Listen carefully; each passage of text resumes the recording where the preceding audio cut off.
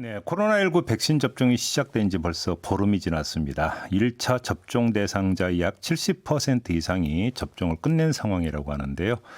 이번 접종은 주로 요양병원과 의료기관 종사자를 대상으로 진행이 되고 있죠. 그런데 접종 후에 좀 증상이 나타난다는 후기들이 계속 올라오고 있습니다.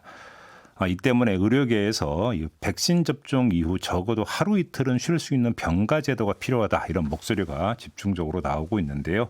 이런 주장을 한 곳 가운데 한 곳이 바로 민주노총 공공운수노조 의료연대 본부입니다. 자, 이 본부에 이향춘 본부장 연결해서 이야기 나눠보도록 하겠습니다. 나와 계시죠? 네, 안녕하세요. 네, 안녕하세요. 네네. 일단 좀 주요 증상이 어떤 것들이 나타나고 있는 거예요?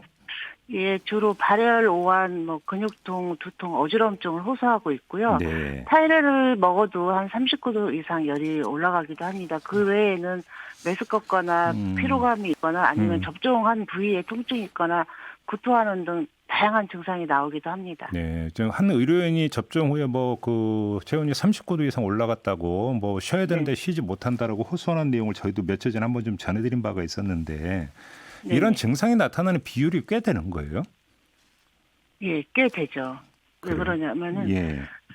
그 주변에서 저는 아직 접종을 안 했고 주변에서 접종을 한 사람들 보면은 이런 증상을 호소하는 분이 거의 대부분이에요. 아, 그래요. 고열이 나고. 네네. 39도 이렇게 올라간다면 사실은 일하기는 힘든 거라고 봐야 되는 거잖아요. 네, 많이 일하기가 힘들죠. 그래요. 그럼에도 그래서 불구하고 일할 네, 수밖에 없는 지금 현장 상황이라는 건가요? 네네네, 맞습니다. 음. 지금 지금 고열 이렇게 나타나는 증상이 네. 아스트라제네카, 그다음에 파이자 이런 거 가리지 않고 모든 백신에서 다 나타나는 겁니까? 아니면 특정 백신에서 나타나는 겁니까?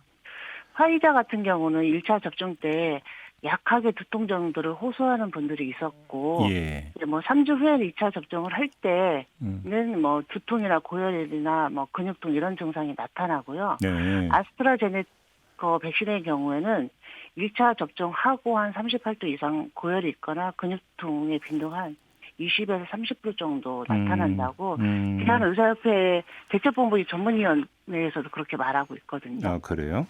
자, 그러면 이거 좀 지침이 있을 거 아닙니까? 예를 들어서 접종 후에 고열이나 근육통 등의 증상이 생기면 이렇게 하라, 이런 지침이 있었을 거 아닙니까?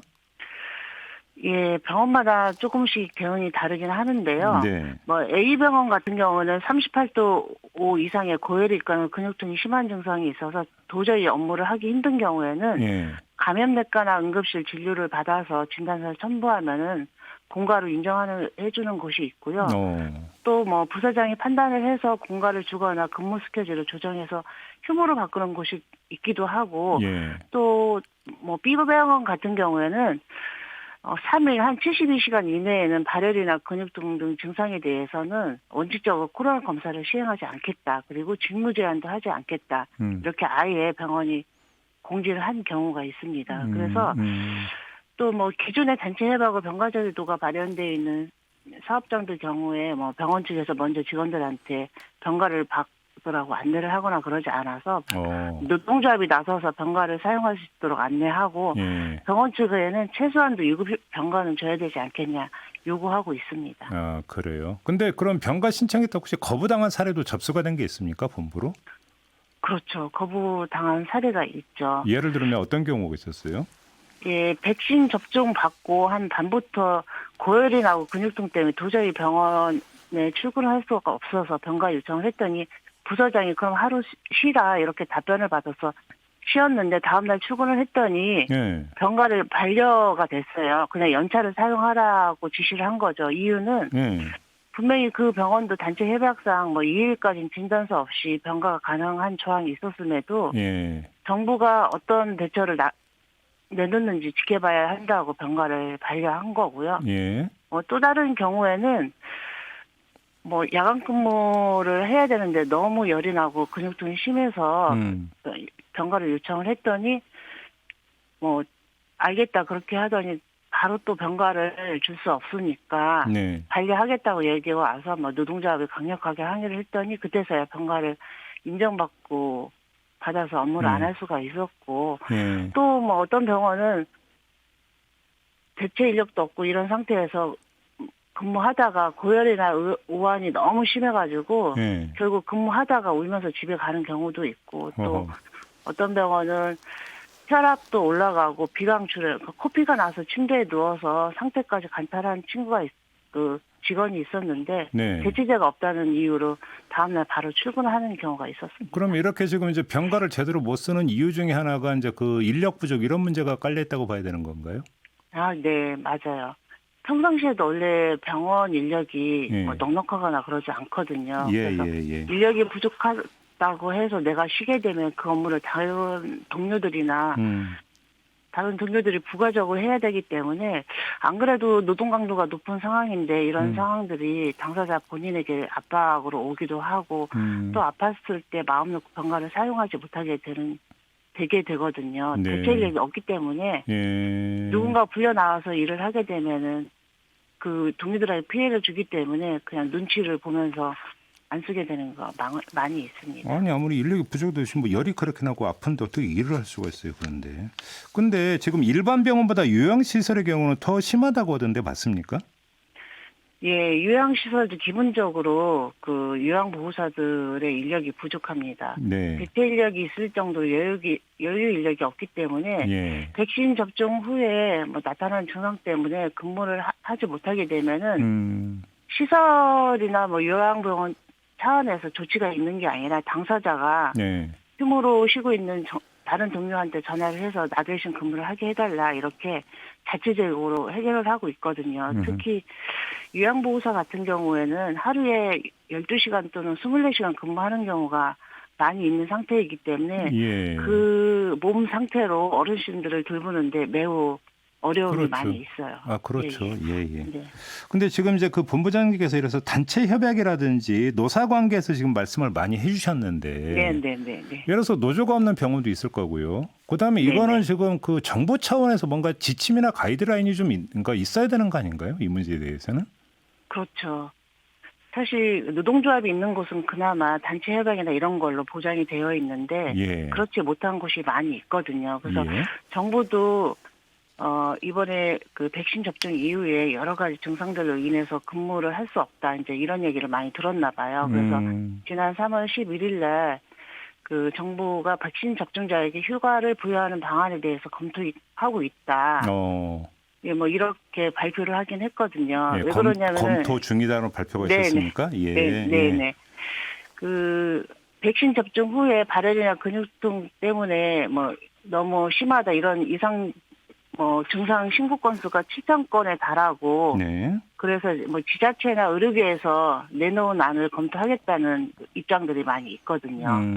근데 이 문제가 상당히 중요한 게 이제 그 조만간 일반 국민에 대한 이제 백신 접종도 시작이 된다는 거 아니겠습니까? 네. 근데 뭐 일반 국민들 이제 직장인들도 상당히 많은데 근데 뭐 고열과 근육통이라고 하는 게 의료인과 일반 국민 따로 나타나는 증상도 아닐 거 아니에요? 그렇죠. 이렇게 되어버리면 사실은 이거는 좀 현장에서 여러 가지 문제가 발생하기 전에 정부가 좀 가이드라인을 좀 주는 게 맞을 것 같은데. 예, 맞아요.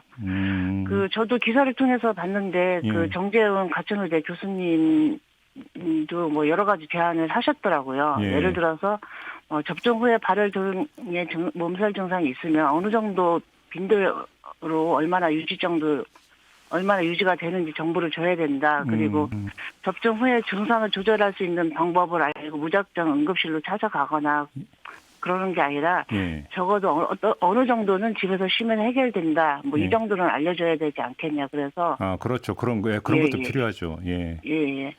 그래서 뭐 하루 이틀 정도 휴가를 제도화하는 것을 권고한다 이렇게 얘기를 하셨더라고요. 그래요? 혹시 예. 외국은 어떻게 되는지 혹시 좀 그 조사 좀 하셨어요?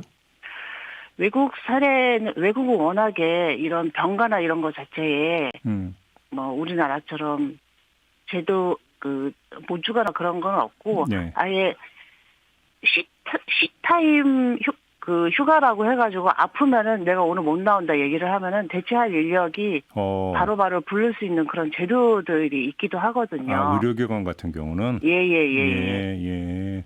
그럼 정말로 몸이 안 좋으면은 그냥 통보를 하면은 그냥 알아서 쉴 수 있고, 그러니까 대체 인력은 그러니까 투입되는 시스템이 갖춰져 있다는 이야기잖아요. 예, 그렇죠. 예. 근데 우리나라 같은 경우는 뭐 지금 뭐 백신 접종 전에도 사실은 계속 나왔던 이야기가 인력이 너무 태부족이다 이런 얘기는 계속 나왔던 거잖아요.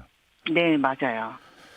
평상시에도 인력이 없는 상태에서 예. 저 같은 경우에도 너무 아팠는데 링거를 맞고 예. 근무를 하는 경우도 있었는데 이런 일들이 비일비재하거든요. 근데 이제 3월 말부터 6월까지 공급되는 백신이 한 800만 명 정도 된다고 하는데 예. 지금 의료인도 이렇게 접종 시기에 아파서 음. 응급실을 찾아가거나 휴가를 받게 되는데 네. 만약에 이제 일반인들은 그런 증상에 대해서 호소하는 게 훨씬 많이 있기 때문에 그렇겠죠. 응급실이 마비될 수도 있다. 예방접종 부작용 호소하는 환자들 때문에 이렇게 이제 예측을 하는 교수님들도 있어서 네. 실제로 이후에 예. 이런 제도나 뭐 유휴가 제도나 이런 것들이 제공을 하는 게 매우 중요하다고 생각합니다. 알겠습니다. 지금 뭐 여러 가지로 이제 그 시사점을 주고 있는데 그러니까 그 증상 하나는 보통 지속 기간이 어느 정도 되는 걸로 나오고 있어요? 증상 백신 접종을 하면은 그 다음 날 예. 위가 달달달달 떨릴 정도로 오한이 심하고 오. 그리고 타이레놀 먹어도 열이 굉장히 오르고 그리고 근육통이 굉장히 많이 있어서 예. 한 적어도 백신 접종 다음 날은 엄청 심하거든요. 그러다가 그러다가 조금 밤때 정도에 조금 서서히 좀 나아지고 그 다음 날까지도 아프긴 하는데 예. 적어도 하루 일주일 정도는 많이 아픈 것 같아요. 예. 이러면 좀 정부 차원에서 두 가지가 필수겠네요. 접종 후에 나타나는 증상에 대해서 좀 더 그러니까 소상하게 국민들한테 알려주는 작업이 좀 있어야 될 것 같고 그래야 불안감을 좀 이제 불식시킬 수 있는 것 같고요. 두 번째는 예. 몸이 아플 때 쉴 수 있는 이 가이드라인을 좀 선제적으로 미리 좀 줘야 된다. 이런 두 가지 과제가 좀 도출이 되는 것 같네요. 네, 맞아요. 알겠습니다. 자, 본부장님 말씀 오늘 여기까지 드릴게요. 고맙습니다. 네, 감사합니다. 네, 지금까지 민주노총 공공운수노조 의료연대 본부의 이향춘 본부장이었습니다.